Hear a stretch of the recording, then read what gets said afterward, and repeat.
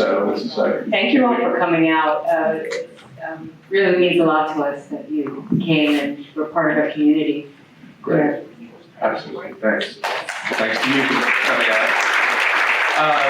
And Liz Garvis sent her regrets. She had planned to be here tonight, but she got a cold. And the thing you're supposed to do when you get a cold is stay home. Probably best not to travel. Yeah, that is the advice. So, but congratulations to kind of your work. And Anne, I want to start with you to just talk about a little bit about how this came about, because it's based on a book, of course, but the script is took a real interesting angle on the book. I mean, so it's based on Robert Colker's very, very good nonfiction book, Lost Girls. But Michael Worry, the screenwriter, just made such a clear choice of how to extract Mari Gilbert's character, because the book follows the various families, the various victims and their family stories back. And his decision was to take Mari and really make her the driving force through the movie. First to, I think, challenge the women and then to unite the women. And I've worked on a lot of adaptations of a lot of books, and I have to say it was really one of the sharpest choices I've seen a writer make. Mm-hmm.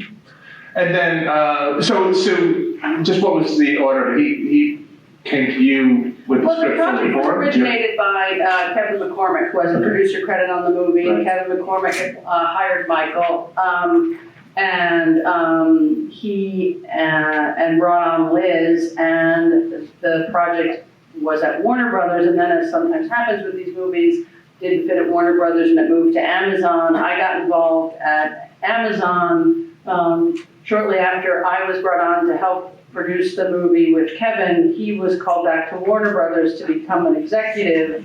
We were working on at Amazon, and then Amazon got into a pickle of its own with various sort of whatever they had over there happen at some point. And we went to Netflix. Liz had just made the Nina Simone documentary there and had a great experience, and I think they with her. And so we said, well, listen, if we can't make it at Amazon, let's see if we can take it to Netflix. And they welcomed us with open arms. And I think from the time we hit the ground at Netflix, I think it probably was moved to Netflix in November. And I think by that July, the following July, we were in pre-production. So after sort of, it was a little bit Goldilocks till it found its right home, but Netflix was absolutely where it belonged, and that they've continued to prove that every single step of the way. Great, okay. And I guess this is sort of a question I'd like to hear from both of you respond to, but you mentioned Liz Garvis, and she, of course, is one of the most accomplished documentary filmmakers, around. She's an Academy Award nominee, and she's just done a lot of great films. This is her first fiction film. So I guess how did that come about? And then I'm curious to know, of course, how you got involved, and you must, of course, care about who your directors are. So I think Liz, I worked with Liz on a movie she made called Love Marilyn, and part of what I did joining her in that movie was I helped her cast the actors, and that was the first time I think she has directed actors, various actors portraying Marilyn Monroe and people in Marilyn Monroe's life. And she and I got along, and we started looking for things to do together that were going to be scripted. We had developed an original idea together that didn't catch wind the way they sometimes don't, but we're interested in continuing to work together. So when the call came to help on Lost Girls, I was super excited to join. I mean, Liz just has her documentaries, I think, are as good as they are because she has a great sense of how to tell a story. And she just brought that to the table. And I was excited, or rather I didn't have any trepidation of working with a director who only worked, or, was known for documentary films, because, I mean, as an actor, that's what I try to do, is watch behavior everywhere I go. It's one of the reasons I stay in New York, living in New York. And I was like, well, Liz, that eagle eye of hers has been watching human behavior through all her work, and that's only going to help us actors, as she's watching us. So I was really excited to work with her. And of course, it's an extraordinary character, so you know, a lot of it, we see up on the screen, and what would have drawn you to it, but could you talk about maybe your reaction to the script playing this character? Well, when I read a script, I can tell that I'm hooked in because of the speed. And then as I'm reading it, I'm also starting to think of almost like a physical world. The speed that you're flipping through the... No, I mean, like I'm pulled into the story. Yeah. I'm not reading it haphazardly, but as I'm reading it, I can feel my imagination, like wheels start turning, and what are they going to sound like? And then after the fact, because you know, Mary is a real person, and you know, devouring what I could find online about her, images and some video footage of her, but also, I mean, it was Michael's writing, and to be honest, I was there past page 30, Yeah. which is rare. Like, I was surprised at this script. I joke, but it's not a joke. I was like, well, when is the guy coming in? There's no guy. Yeah. This is great. This is, you know, this is her story, and that was so new to me. And as a result, like, I really feel this, like, I like to be a shapeshifter. I like to be a little bit of voyeuristic. I step into these other worlds, but I very much know where my world is, but it's nice to have permission to behave a certain way and be like, yeah, well, that's my job. I have to do that, you know, but I say this with a sincere heart. It was such an honor to portray Mari Gilbert because, can you guys imagine going through the worst horrific nightmare of a parent of not knowing where your child is and somehow still finding your voice and moving forward and being productive? Was such a good lesson to me, to just keep using your voice when you're ignored and dismissed, and just get louder. Well, one thing you said in there about, you know, always waiting for the man to show up in the script, and I don't usually ask this sort of question, like you know, the fact that there were so many women involved in making the film, and it's so much from a woman's perspective, but it seems so integral to the movie here that it's like a sort of genre that's usually not seen from this perspective. You know, usually a film, a drama involves sex workers. You know, it's going to be more sensationalistic, more from a male perspective. You know, focusing more on the criminals. Often from the very beginning, it was in Bob's book, it was in Michael's script, it certainly was in Liz's vision for the movie, that this was a movie that was going to shift the lens, and it was going to not be on the cops, and it was not going to be on the killers, it was going to be on the family members. We spent so much time talking about what it must have been like to be the members of, you know, the like you said, the parents and the sisters and the girl, you know, and the, you know, children of these women, and then the women themselves. And it was we really did make a concerted effort to turn the lens away from where it normally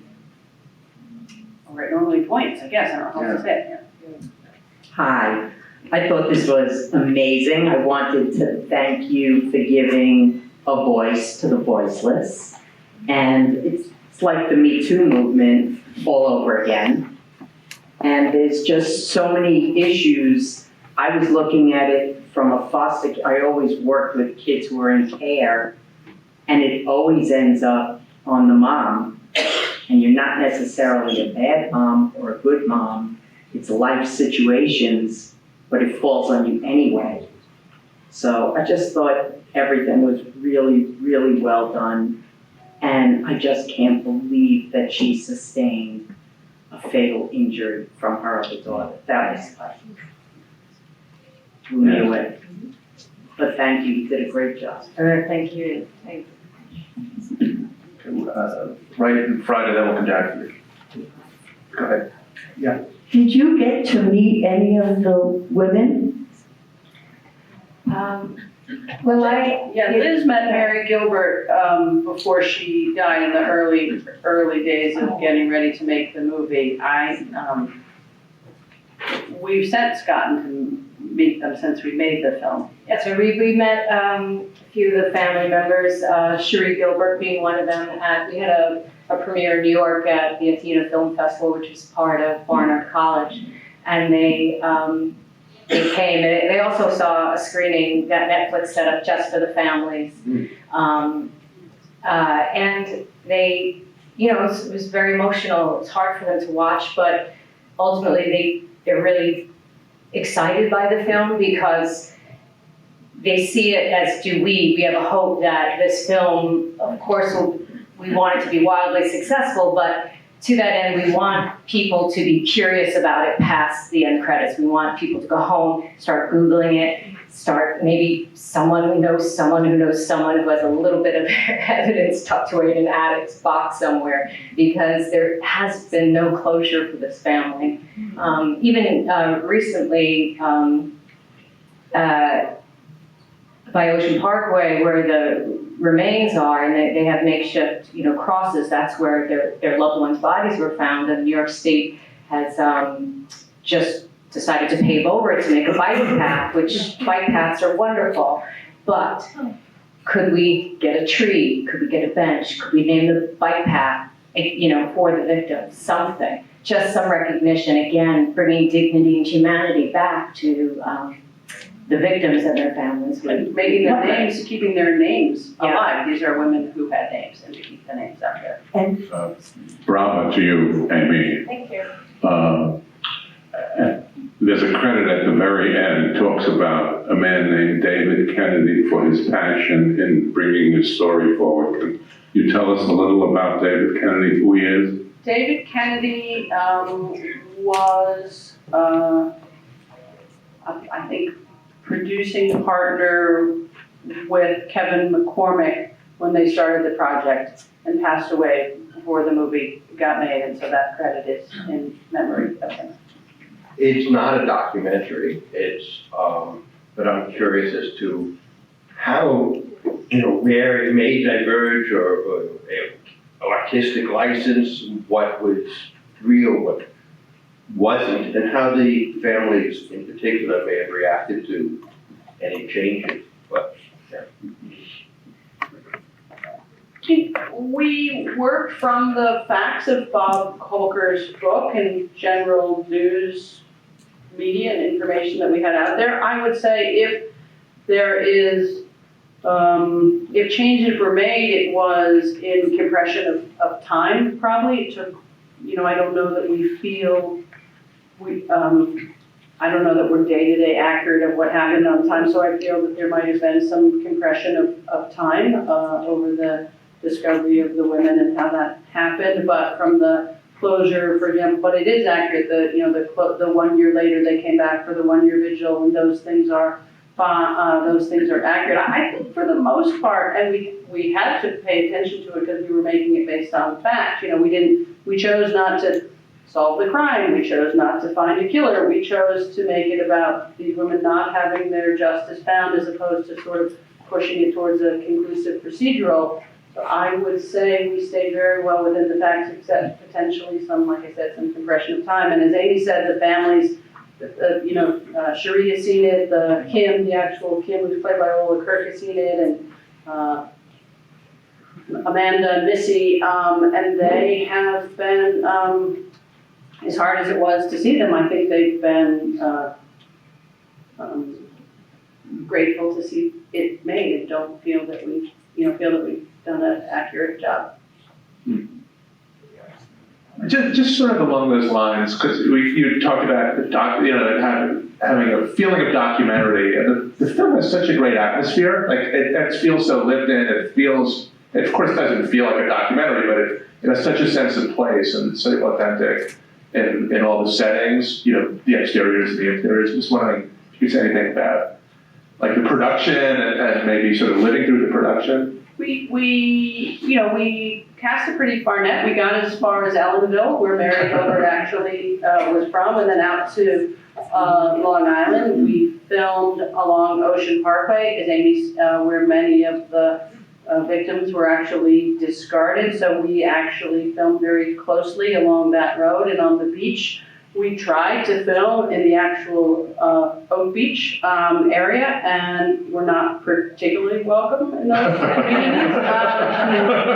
So we went, the Oak Beach location is on the North Fork. We tried to find a community that had the same quality of being on the water and being that kind of close community. The stuff, parts of it we shot in the city. The police station was this weird little metal factory in Brooklyn that just was sort of period correct. But for us, I think, and then we spent a lot of time in Jones Beach, where Shannon's found is in and around the Jones Beach area. We spent a lot of very cold nights in Jones Beach, yeah.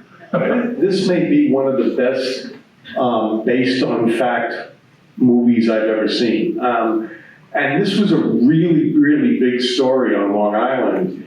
And the way you were able to compress this was a great mixture of factual detail and emotional detail. I mean, that's what made this movie, is that everything in this movie made sense. We never find the killer, but there is every other loose end and every other circumstance absolutely made sense in this movie, and it makes me want to read the book so I can read the whole story about it. Because the film was amazing. Yeah, the book is really a spectacular piece of writing. Okay, right behind, yeah. Amy, you did a beautiful job. Thank you so much. This movie certainly represents the emotional component for the families, and I related to that. But I can tell you that Long Island was shaken to its core when these events were happening. It was a time when Craigslist got a tremendous amount of pressure. The New York Nassau County DA came down on Craigslist, had this whole Flush the Johns episode after that. But not getting the closure of who did it was certainly a stain on the police efforts. And I'm happy that you created this film and that you represented the mother the way you did, because my personal opinion is, watching you on screen, you were very believable. You were very believable. And you brought that element to the community, I thank you. Thanks. I'm just curious about the release from Hackett. Did you get these, or you didn't need them? Based on fact, and to what extent are you concerned about them making a claim? The police chief, he wasn't portrayed a very positive light, and I was just curious as to, whenever you do a movie based on real life, I know it's a concern, so I was just curious if ever that was an issue. We were very careful to make sure that we were working from facts that were before us and that were multi sources to facts, or certain things that were based on conversations that had been had by Bob Kolker, news facts and interviews. It was legally vetted along the way, script stage every step of the way. I don't know that we can prevent people from making claims, but we feel that we've done our best to use facts that we can stand behind. Have they made any claims? We haven't heard anything, no. Could you talk about working with Gabriel Byrne? Like that dynamic is so fascinating, and it's one of the most powerful things about the film. And you would work with him in treatment? Yeah. So I'm just curious about that, collaboration. Yeah. Well, Gabriel's a fantastic person and obviously an amazing actor. Before he became an actor, he was a school teacher in Ireland, and he still has that inquisitive teaching quality. So he asks a lot of probing questions, and we had some time, I should say, before production started, where we sat in a rehearsal room and just went through the script, bit by bit. And the beauty of Gabriel, first of all, he wanted to, bring humanity to the character of Dormer, really portray this man as someone who's, 1 foot out the door, it's a long career, and it's the last thing he needed, as he's heading out. So, Gabriel just brought so much of his own gravitas to that world, and I feel like you really sympathize with this guy, even though maybe he wasn't quite, he's a little asleep at the wheel. And then just working with him as an actor, I really love working with friends that I get to meet again. And so having worked with Gabriel from treatment, you just get to work right away. There's no warming up and getting to know each other and trust. It's mostly about trust, and you can, but he's a great guy. I really enjoyed it. I thought you both did a wonderful job. I was very affected when it came out in the news. I'd seen a special on it that I was very affected emotionally, feeling sorry for these women's babies who they are no longer, and people discounted them because of what they chose to do or what they had to do to live. Did it take you down like an emotional, more so than when the news broke, but actually doing it day in and day out? Was it difficult emotionally? I remember it in the news as well. My daughter was born around that time, so I just felt like, all those stories are even more highlighted when you are looking through them through your own mother lens. And but I will say, I'm not an actor who takes work home with them. I can pretty much separate it out, and I didn't take this home, but I would go to work and I could feel myself harden right away. I was so angry on her behalf. I still am. And, I had this one day where we were waiting for the camera equipment to turn around, so I went back to my trailer.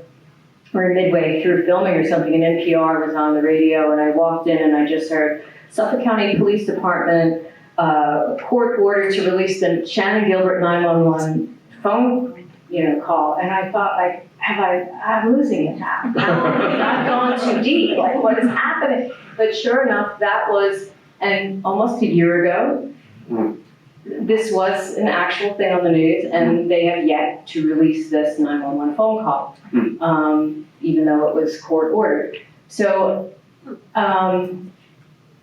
but yes,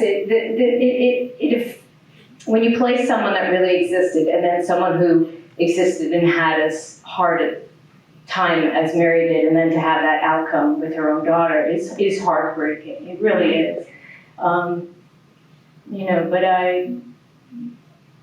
I'm going to find a comedy next. Okay.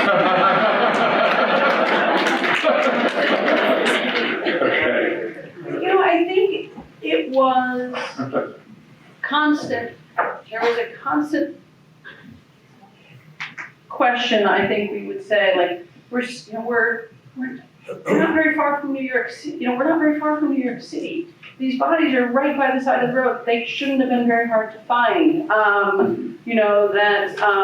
I remember those things, or we'd say we walked through Oak Beach. We went there and we parked our cars and we walked around and we said, this is Lisa's house and this is Dormer's house and this is where somebody lived. And so there was I think there was a sense of outrage that I think, we wanted to make sure that, Mari was going to communicate, but that we felt, and out of that outrage came responsibility. And I would say that the day when we filmed the scene in Jones Beach, when Mari Gilbert and Cherie find her lead to Shannon's remains, I think that was a day that there was certainly a kind of a sense on set that this was sort of an enormous emotional moment for everybody. But I think a lot of it was just how can it be that this is unsolved? That was the constant question. How can it be? And I hope the movie continues to ask that question for people. Yeah. Okay, right there. Hi, I just wanted to say I really thoroughly enjoyed the movie, and I don't know if anyone else felt a strong connection in a similar, very frustrated female, angry, not being heard as I did when I saw Monster.